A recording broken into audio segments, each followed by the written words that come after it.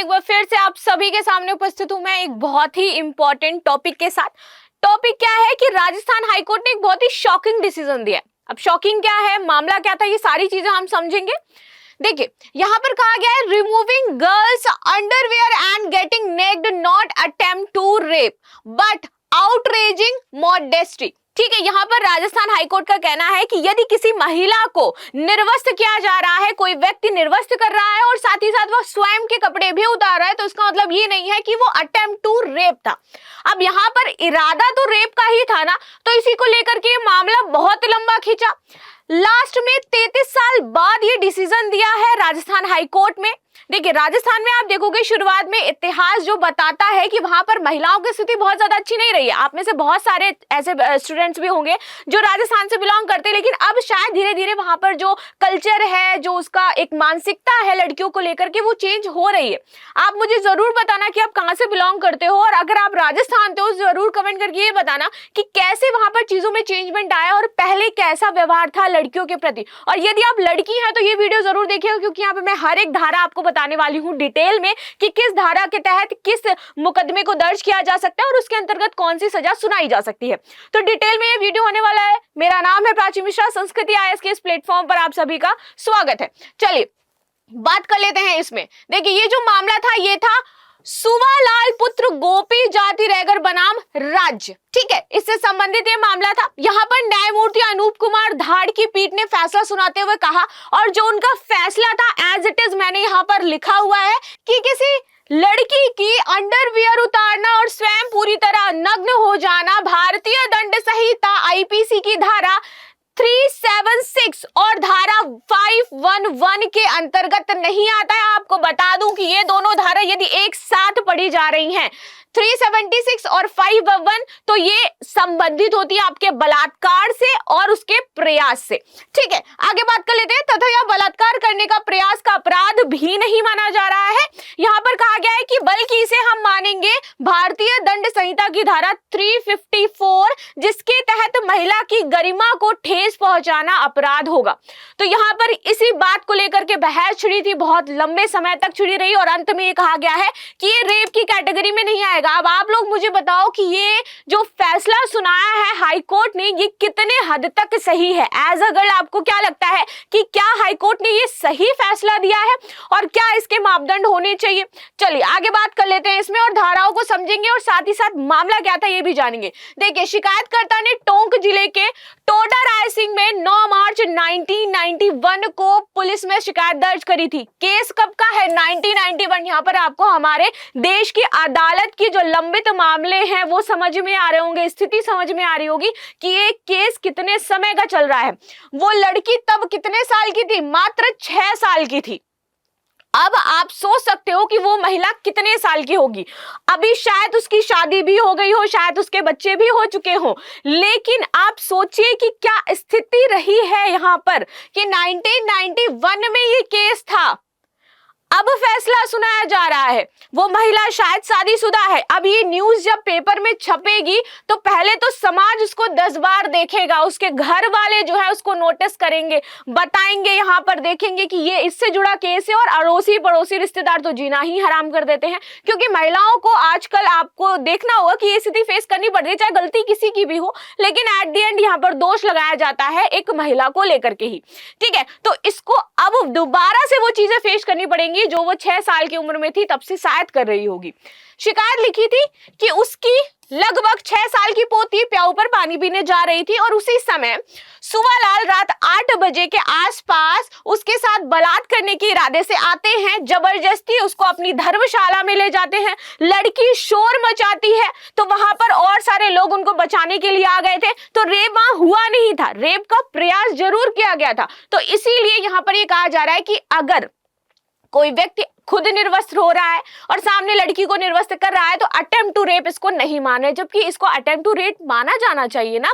आगे बात करते हैं। शिकायतकर्ता ने कहा कि अन्यथा आरोपी के साथ बलात्कार किया गया हो, या उन्होंने बोला है कि या तो ये ऐसा किया गया था कि अटेम्प्ट टू रेप था, और या फिर इसके साथ रेप किया गया है, क्योंकि शिकायतकर्ता को भी नहीं पता, तो लड़की 6 साल की थी तो उसको भी उन चीजों का आभास नहीं था, लेकिन वो नग्न अवस्था में पाई गई थी। चलिए बात कर लेते हैं अब क्या क्या ये धाराएं कहती हैं, कौन कौन सी धाराएं हैं। आप सभी को निर्भया कांड याद है, उसके पश्चात आप देखोगे कि वर्मा कमीशन की सिफारिश के पश्चात जो मौजूदा कानून थे उसमें बदलाव हुए थे और धाराओं को बहुत स्ट्रिक्ट बना दिया गया था। कुछ धाराएं ऐसी हैं जिनमें जमानत भी नहीं होती है यदि लग जाएगी तो, और ये सब हुआ था निर्भया कांड के पश्चात। तो देख लेते हैं भारतीय दंड संहिता की धारा 354 क्या कहती है।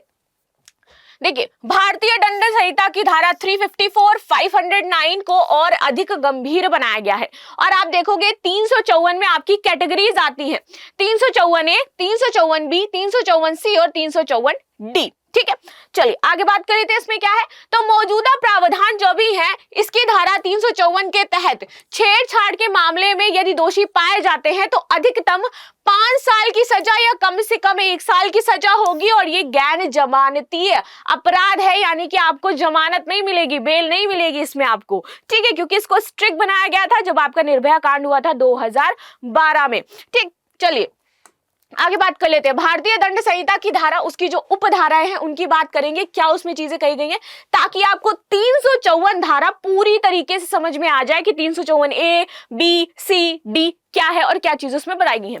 354 धारा 1 का पार्ट 1 कहता है कि यदि कोई पुरुष किसी महिला को सेक्सुअल नेचर का शारीरिक टच करता है, लाइक उसकी बॉडी में या उसके चेस्ट एरिया को टच करता है, बट एरिया को टच करता है, तो उसके तहत मुकदमा दर्ज होगा, और दर्ज भी होगा 354A पार्ट 1 के तहत। ठीक है, या अशोभनीय सेक्सुअल नेचर का कोई कार्य करता है जिससे लैंगिक संबंध बनाने का प्रयास करता है या अपराधी, तो उस स्थिति में क्या होगा, अपराधी को 3 वर्ष तक का कारावास या जुर्माना या फिर दोनों ही देना पड़ेगा। ठीक है, जुर्माना यहाँ पर लिखा नहीं है कि कितना देना पड़ेगा।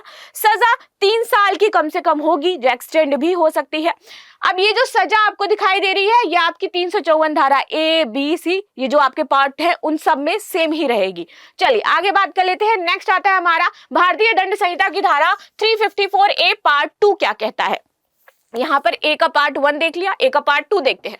पार्ट 2 में कहा गया है यदि कोई पुरुष किसी महिला से शारीरिक संबंध बनाने के लिए मांग करता है या उससे अनुरोध करता है जिसका उसके साथ कोई लेना देना भी नहीं है, उस स्थिति में अपराधी को 3 वर्ष तक का कारावास या जुर्माना या दोनों ही देना पड़ सकता है। ठीक है, आगे आ जाते हैं, पढ़ते हैं भारतीय दंड संहिता की धारा 354A का पार्ट 3 क्या कह रहा है कि यदि कोई पुरुष किसी महिला को उसकी मर्जी के विरुद्ध अश्लील साहित्य या फिर अश्लील चित्र या फिर चलचित्र वीडियो भेजते हैं तो भी यहाँ पर कैद होगी आपको, सेम 3 वर्ष तक की कैद या जुर्माना या दोनों ही आपको देना पड़ सकता है।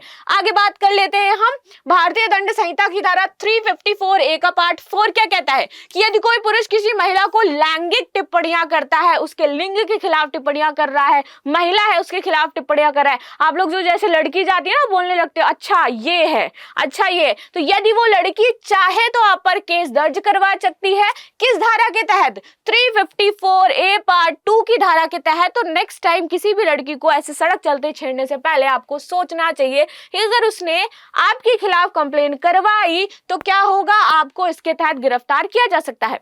ठीक है, 1 वर्ष तक का कारावास या यहाँ पर जुर्माना दोनों ही देना पड़ सकता है। आगे बात करते हैं भारतीय दंड संहिता की धारा 354B क्या कहती है कि यदि कोई पुरुष किसी महिला को निर्वस्त्र करने के आशय से उस पर हमला या आपराधिक बल का प्रयोग करता है तो पुरुष को कम से कम 3 वर्ष तथा अधिकतम 7 वर्ष के कारावास और साथ ही साथ जुर्माना या फिर दोनों देना पड़ सकता है। तो यहाँ पर ये बात कही गई है। आगे बढ़ जाते हैं हम आईपीसी की धारा 376 और 511, ये दोनों यदि एक साथ पढ़ी जाए, 511 हमेशा यूज की जाती है प्रयास करने के लिए, चोरी करने का प्रयास किया गया, बलात्कार करने का प्रयास किया गया, किसी को लज्जित करने का प्रयास किया गया, किसी की गरिमा को ठेस पहुंचाने का प्रयास किया गया। ठीक है, इस तरीके से तो जहां पर प्रयास किया जा रहा है किसी कृत्य को करने के लिए वहां पे हम 511 हमेशा लिख देते हैं, और यदि वो आपके 376 से जुड़ा हुआ है तो ये अपराध आपका बलात्कार से संबंधित हो जाएगा। तो धारा 376 बलात्कार के अपराध से संबंधित है, जबकि धारा 511 अपराध करने के प्रयास से संबंधित है, कि प्रयास किया गया, चोरी करने का यदि प्रयास किया गया है, अलग धारा है चोरी की, लेकिन प्रयास जो किया गया और चोरी अगर वो नहीं कर पाए हैं तो 511 प्रयास के लिए लग जाता है आपका। ठीक है, तो 376 को हम यदि 511 के साथ पढ़े, सपठित एक साथ पढ़ते हैं, तो ये जो मुकदमा है बलात्कार का प्रयास का मुकदमा बन जाता है। ठीक है, और यही मुकदमा वो दर्ज करवाना चाहते थे अपनी 6 साल की जो बच्ची थी उसके लिए, लेकिन हाईकोर्ट का कहना था कि वो अटेम्प्ट टू रेप नहीं था और उन्होंने मना कर दिया। जबकि वहां पर अटेम्प्ट टू रेप, आप यदि कोई व्यक्ति इरादतन किसी के कपड़ों को उतार रहा है और स्वयं के कपड़ों को उतार रहा है तो उसका मतलब क्या हो सकता है? या फिर आप बताइए कि किस प्रकार से ये डिसीजन हाईकोर्ट को देना चाहिए था, क्या ये सही था या गलत था? जैसे मैंने आपको बताया कि प्लीज मुझे कमेंट करके जरूर बताना कि क्या आजकल बहुत अजीब अजीब से डिसीजन कोर्ट देने लगी है। भाई क्या उसके पीछे का रीजन है मैं भी नहीं जानती हूँ, बट देख लेते हैं।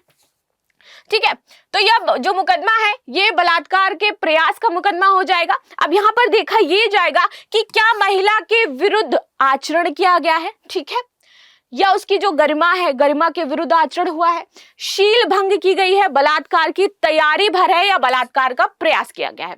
ये तीनों चीजें इसमें नोटिस करी जाती हैं। ये आरोप प्रमाणित होने पर अन्य परिस्थितियों में क्या होता है, या तो 1 से 2 साल या 5 से 6 साल तक की सजा वहां पर आपको हो जाएगी। और यहीं पर उन्होंने आगे क्लियर किया था, अभी फर्स्ट स्लाइड पे पहुंच जाते हैं, जो ये बात कही गई थी ये कि पूरी तरीके से कपड़े उतारना या नग्न हो जाना भारतीय दंड संहिता की धारा 376 और 511 के अंतर्गत नहीं आता है, बल्कि ये क्या है, बलात्कार के प्रयास का अपराध नहीं माना जाएगा। ये भी कह रहे थे, ये आता है किसके लिए, कि महिला की गरिमा को ठेस पहुंचा रहे हैं, तो 354 के तहत ये आएगा।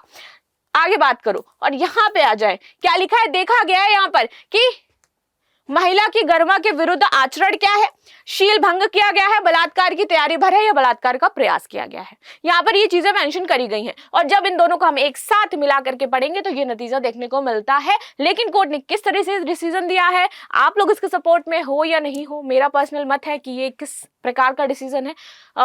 Personally I am not satisfied with this decision, but आप क्या कहना चाहते हो जरूर बताइएगा। वैसे मेरे सेटिस्फाइड होने या ना होने से कोई फर्क भी नहीं पड़ता, लेकिन ये मेरा एक व्यू है, आपकी क्या व्यू है जरूर बताना। मिलते हैं नेक्स्ट क्लास में, तब तक के लिए धन्यवाद। लाइक एंड सब्सक्राइब करना बिल्कुल भी ना भूलें।